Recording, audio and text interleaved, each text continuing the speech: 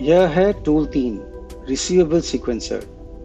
अगले 4 मिनट में मैं आपको दिखाऊंगा कि ऑटोमेशन एक्सपर्ट आपकी रिसीवेबल्स को कैसे ऑर्गेनाइज रखता है।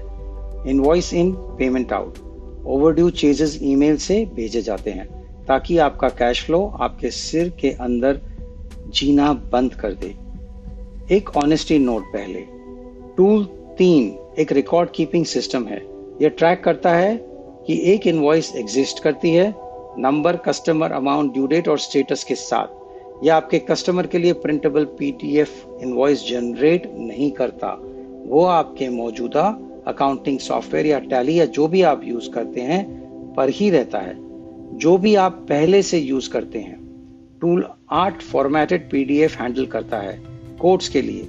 टूल 3 उनके पीछे का रिसीवेबल्स लेजर हैंडल करता है। पहले डेटा कहाँ रहता है? ऑटोमेशन एक्सपर्ट एक आउटस्टैंडिंग इनवॉइस शीट और एक पेमेंट रिसीव्ड शीट रखता है आपके अपने गूगल ड्राइव में। दोनों आपकी टीम के व्हाट्सएप पर टाइप करते हैं, अपने आप अपडेट हो जाती है। नई इनवॉइस रेज करना, इनवॉइस ऐड करना गेटेड है। सिर्फ ओनर, अकाउंटेंट या सेल्स मैनेजर यह कमांड चला सकते हैं।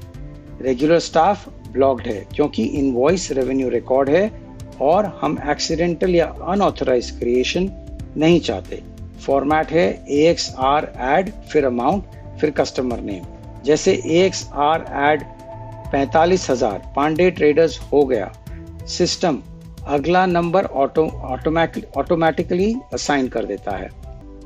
मान लीजिए DST 1001, DST यानी आपके नंबर का, आपके कंपनी का 3 डिजिट का नाम से DST 1001। तो अगर 2 स्टाफ एक ही सेकंड में सबमिट करते हैं, डुप्लीकेट कभी नहीं होंगे। ड्यू डेट आपके टेनेंट के डिफॉल्ट क्रेडिट डेज सेटिंग में आती है। वो ओनर सेटअप के टाइम एक बार पिक कर लेता है।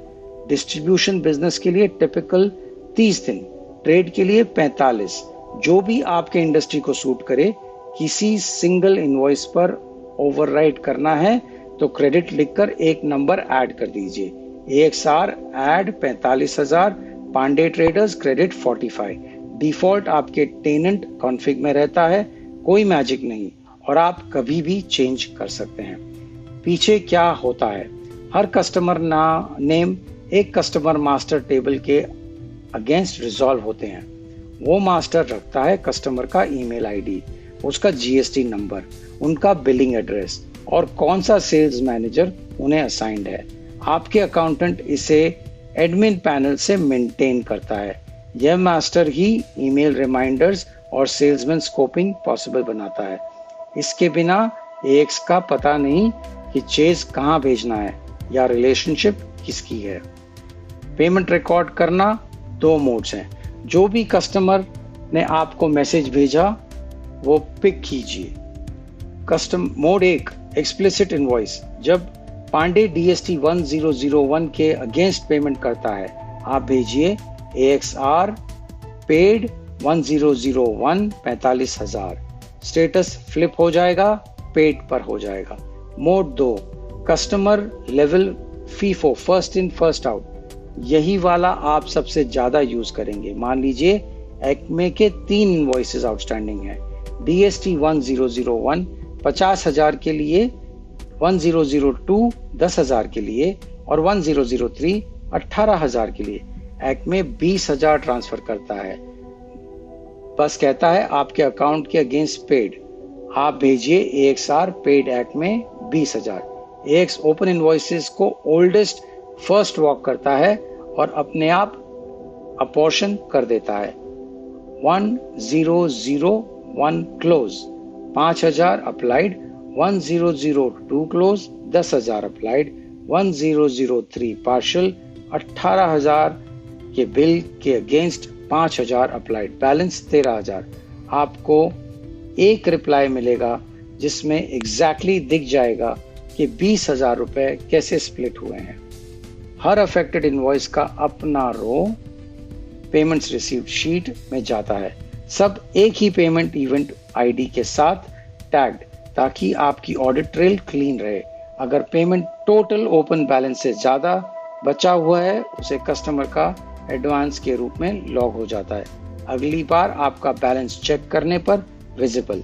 आप मेथड भी टैग कर सकते हैं, यूपीआई, कैश, बैंक या चेक, और शीट उसे आपके रिकॉर्ड्स के लिए कैप्चर कर लेती है। देखना है क्या आउटस्टैंडिंग है, भेजिए AXR लिस्ट या AXR लिस्ट ओवरड्यू फिल्टर करने के लिए किसी एक कस्टमर की फुल पोजीशन चेक करनी हो तो AXR बैलेंस फिर कस्टमर का नाम। आपके एक ही रिप्लाई में टोटल आउटस्टैंडिंग, कितना रिसीव हुआ, नेट बैलेंस मिल जाएगा।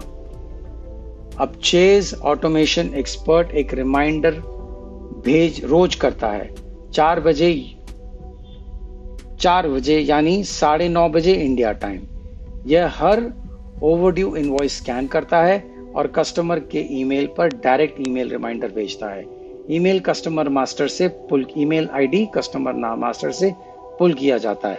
पहले रिमाइंडर इनवॉइस के ओवरड्यू होने के अगले दिन फायर करेगा, फिर हर 3 दिन में फायर करते जाएगा। जब तक वो ओपन रहती है तब तक रोज हर 3 दिन ईमेल चला जाएगा। 90 दिन ओवरड्यू हो गए, ऑटोमेटिक रिमाइंडर्स पॉज हो जाते हैं और इनवॉइस आपकी मैनुअल एक्शन के लिए फ्लैग हो जाता है, क्योंकि 90 दिन तक आप नजरअंदाज नहीं कर रहे, नेगोशिएट कर रहे हैं। ईमेल हमेशा अकाउंटेंट, ओनर और इस कस्टमर को असाइन सेल्समैन को सीसी करता है। अकाउंटेंट के इनबॉक्स में कस्टमर रिप्लाई आती है, वही हैंडल होती है, AX के अंदर नहीं। साफ कहूं, AX कस्टमर को व्हाट्सएप नहीं भेजता। ऐसे कस्टमर को व्हाट्सएप जिसने ऑप्ट इन नहीं किया, मेटा ब्लॉक करता है। कोल्ड रिसीवेबल फॉलोअप के लिए ईमेल सही चैनल है और हम यही इस्तेमाल करते हैं। कौन क्या कर सकता है? ओनर सब कुछ देखता है और कहता है। अकाउंटेंट सब कुछ देखता है और करता है, वो नेचुरल पेमेंट रिकॉर्डर है। सेल्स मैनेजर इनवॉइस ऐड कर सकता है, पेमेंट रिकॉर्ड कर सकता है, लिस्ट कर सकता है, बैलेंस चेक कर सकता है, लेकिन सिर्फ उन कस्टमर के लिए जो ओनर उसे असाइन करते हैं। वो दूसरे सेल्समैन का कस्टमर नहीं देख सकता। रेगुलर स्टाफ को रिसीवेबल्स कमांड बिल्कुल नहीं एक्सेस नहीं है। कस्टमर असाइनमेंट एडमिन पैनल में हैंडल होती है। ओनर हर कस्टमर नाम के बगल वाले ड्रॉप डाउन में रिस्पॉन्सिबल सेल्स मैनेजर सेट करता है। गलती हो गई, wrong customer, wrong amount, AX undo भेज दीजिए 30 मिनट के अंदर। लास्ट एक्शन क्लियरली वॉइड हो जाता है, डिलीट नहीं। 30 मिनट के बाद करेक्ट एंट्री भेजिए इंस्टेड। ऑडिट ट्रेल दोनों तरह से इंटैक्ट रहता है। 3 कॉमन मिस्टेक्स। 1, कस्टमर नाम मास्टर से मैच होना चाहिए। पांडे और पांडे ट्रेडर्स 2 अलग अलग रोज हैं। एक बार ऐड करने के बाद हर दिन वही नाम यूज कीजिए। 2, invoice number tenant free fixed है। आपका DST हो सकता है, किसी और एक का ANC हो सकता है, यानी कि वो आपके कंपनी के अनुसार फिक्स किया जा सकता है सेटिंग सिस्टम में। सिंगल इनवॉइस मोड में पेमेंट रिकॉर्ड करते समय फुल नंबर यूज कीजिए। 3, ईमेल रिमाइंडर फायर करने के लिए कस्टमर का ईमेल कस्टमर मास्टर में फिल होना चाहिए। No email no reminder. नया कस्टमर ऐड करते समय वो फील्ड जरूर फिल कीजिए। यह था रिसीवेबल सीक्वेंसर। इनवॉइस रिकॉर्ड करो, पेमेंट रिकॉर्ड करो। सिंगल इनवॉइस या customer level first in first out list करो। बैलेंस देखो और डेली ईमेल चेज हैंडल करेगा अपना ये टूल। आपके कैश फ्लो को अच्छी तरह मैनेज करने के लिए बहुत कारगर साबित होगा। आखिरकार एक लेजर पर जिसे आप एक्चुअली देख सकते हैं, वहीं कहीं फंसे तो व्हाट्सएप कीजिए +91 70219 62061 पर। अगला SOP वॉल्ट एक्सप्लेनर जरूर देखिए।